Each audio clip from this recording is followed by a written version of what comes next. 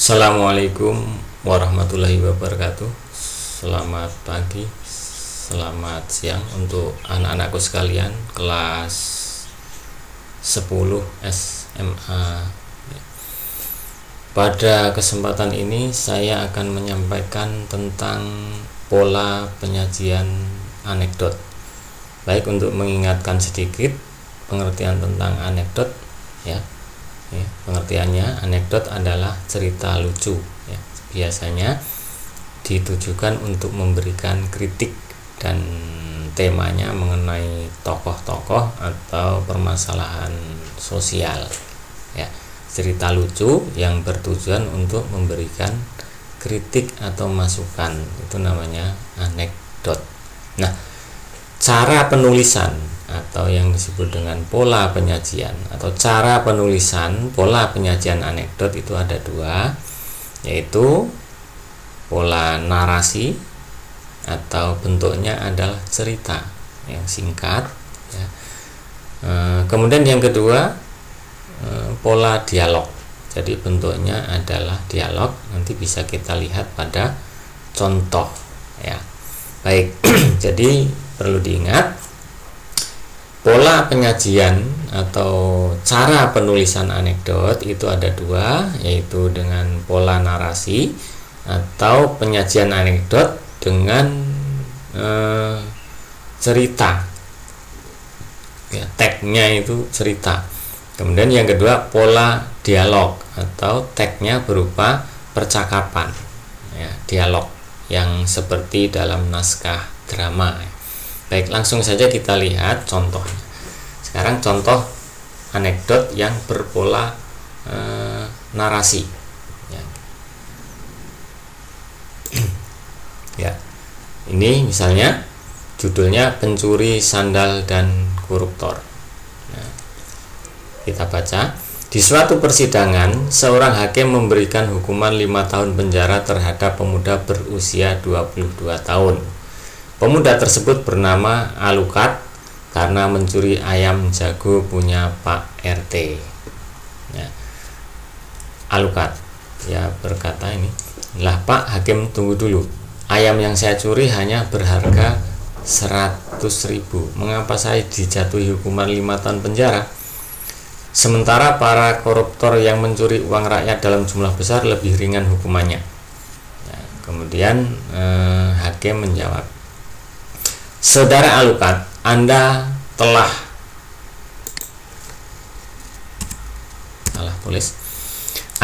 merugikan Pak RT senilai 100.000. Sementara itu para koruptor merugikan 500 juta orang nilai 5 miliar rupiah. Jika dirinci, kerugian yang ditimbulkan dari tindakan korupsi hanya 10 rupiah per orang. Lalu kemudian hakim menjawab, lalu apa? Ya sudah jelas tindakan Anda jauh lebih merugikan orang lain.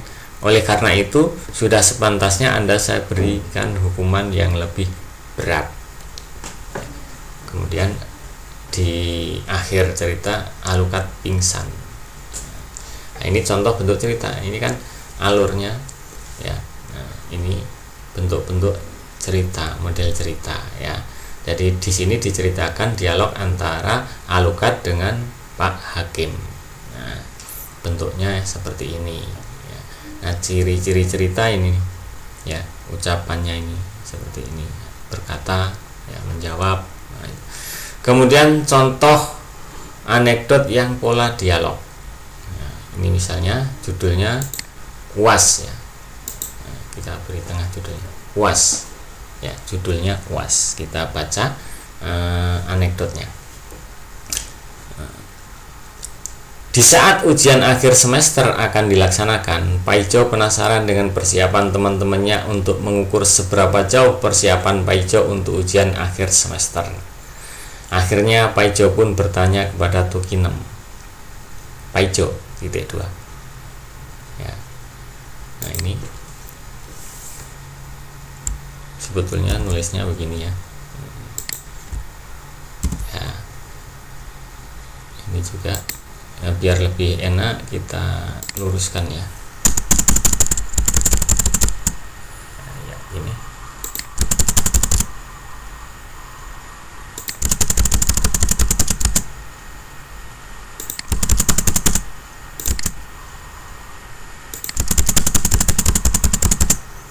Ya, kita ulang.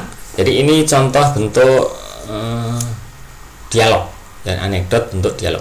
Di saat ujian akhir semester akan dilaksanakan, Pak Ijo penasaran dengan persiapan teman-temannya untuk mengukur seberapa jauh persiapan Pak Ijo untuk ujian akhir semester. Akhirnya Pak Ijo pun bertanya kepada Tukinem, Pak Ijo, lo udah siap buat UAS besok? Tukinem, gua belum siap sama sekali. Pak Ijo, apa lo nggak siapin diri buat ngadepin UAS? Tukinem, buat apa siapin diri? UAS kan ujian asal silang. Pak Ijo kemudian berkata, gile lo 6. Ya. Nah ini contoh ditulis dalam bentuk dialog. Ya.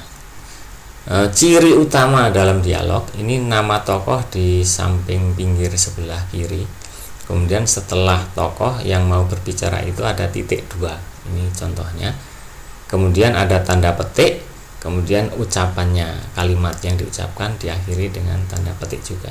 Jadi ini penulisannya yang ke bawah ini salah, yang benar ini dikasih tanda petik. Ya, ini. Ya. Kemudian ya, semua seperti ini kalau menulis anekdot dalam pola dialog ya. Ini.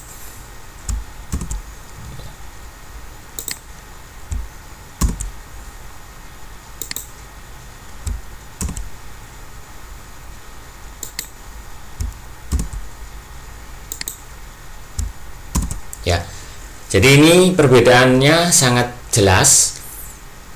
Pertama, dalam pola penyajian ini narasi. Nah, ini bentuk cerita seperti ini. Kalau kalian sering membaca cerpen, ya pokoknya mirip bentuk penulisannya seperti cerpen itulah. Ini ceritanya sangat pendek saja.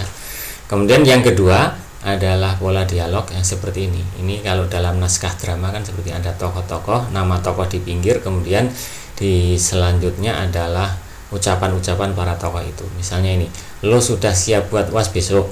Ini adalah ucapan Pak Ijo. Nah, kemudian ini, gue belum siap sama sekali. Ini adalah ucapan Tukinem. Jadi setiap ucapan tokoh itu tokohnya disebut dulu baru ucapannya. Nah, bentuknya seperti ini. Nah, kesimpulannya bahwa ini perlu dicatat betul. Nanti mungkin akan saya tanyakan. Penyajian atau cara penulisan anekdot itu ada 2. Yang pertama bentuk cerpen atau bentuk cerita, ya, yang disebut dengan pola narasi, ya, pola narasi atau bentuk cerita seperti ini. Yang kedua adalah pola dialog, yaitu ditulis dalam bentuk dialog. Ya, saya kira sudah jelas, mudah-mudahan bermanfaat. Ya, saya akhiri.